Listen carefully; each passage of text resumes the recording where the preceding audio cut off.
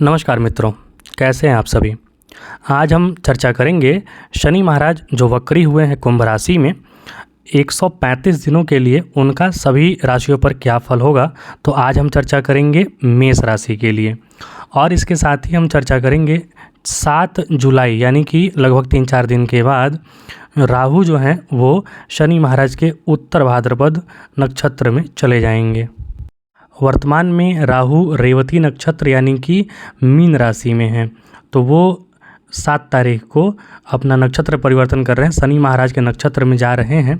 तो उसका क्या प्रभाव होगा, ये दोनों चीज़ों की चर्चा हम मेष राशि के लिए करेंगे और ऐसे ही एक एक करके वीडियो लाएंगे बाकी सभी राशियों के लिए। तो आप कृपया कर चैनल के साथ जुड़े रहें। आइए चर्चा करते हैं। सबसे पहले जानिए कि जो मेष राशि होता है उसके लिए शनि महाराज अभी 11वें भाव में विराजमान है और 11वें भाव में विराजमान है तो कुछ न कुछ उनका कार्य जो है विलंबित हो रहा है। मतलब लाभ के कार्य तो आपको दिखाई देंगे, बड़े कार्य दिखाई देंगे, लेकिन कार्य आपके विलंबित हो रहे हैं क्योंकि नीच दृष्टि आपकी लगन पे पड़ रही है। अत्यधिक क्रोध का आना, गुस्से का आना, कार्य विलंबित हो जाना, या फिर कभी जब अभी वक्र वाला गोचर चल रहा है 30 जून से लेकर नवंबर तक चल रहा है, तो इस अवस्था में आपको चोट चपेट से सावधानी बरतना है।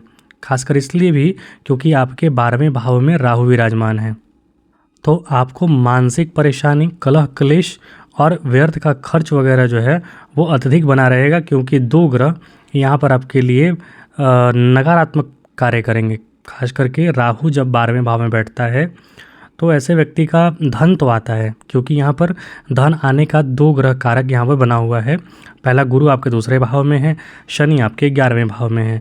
धन यानी लाभ आने के मार्ग तो खुले हुए हैं, लेकिन शनि चूँकि लगन पर नीच दृष्टि डाल रहे हैं और राहु 12वें भाव में बैठे हैं, तो मेष राशि वालों के लिए खर्च ज़्यादा है, इनकम कम हो जाएगा। मेष राशि के जातक अपने संतान से संबंधित, यदि आपके संतान हैं तो संतान से संबंधित परेशानियां हो सकती हैं, उनका ध्यान रखें। क्रूरतापूर्ण व्यवहार न करें, उनका केयरिंग नेचर आप रखें। और कुछ मतलब गलत राह में वो भटक सकते हैं, वहाँ पर आपको ध्यान देने की आवश्यकता ज़रूर है।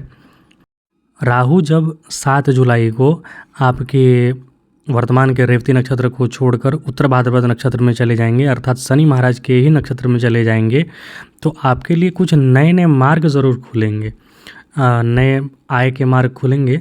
लेकिन याद रखिए वो चूँकि 12वें भाव में है तो 12वां भाव का कारकत्व भी देंगे। 12वां भाव चोट चपेट एक्सीडेंट तो देता ही है, साथ ही साथ व्यर्थ का खर्च देता है, मानसिक परेशानी देता है, अलगाव देता है बहुत जगह से।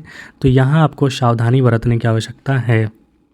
हालांकि अभी जो शनि महाराज वक्री हुए हैं इसका ये प्रभाव होगा कि आपके जो कार्य विलंबित हो रहे थे या फिर कहीं पर अटके हुए थे, उन सब कार्यों में तेज़ी आएगी, प्रगति आएगी। लेकिन आप कुछ भी कार्य, कुछ भी डील वगैरह जो भी करें, बड़े बुजुर्गों का आशीर्वाद लेकर करें, सोच समझकर कहीं साइन करें, क्योंकि लगन पर शनि महाराज की नीच दृष्टि है।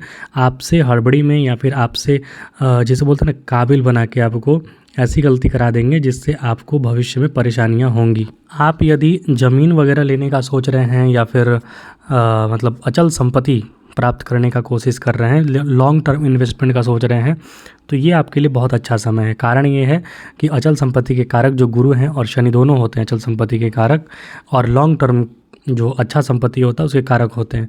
तो दोनों आपके 11वें और दूसरे भाव में बैठे हुए हैं, तो अचल संपत्ति के कारक, नया घर वगैरह बनाने का कारक या फिर लॉन्ग टर्म इन्वेस्टमेंट का कारक जो है वो आपकी कुंडली में बहुत अच्छा दिख रहा है।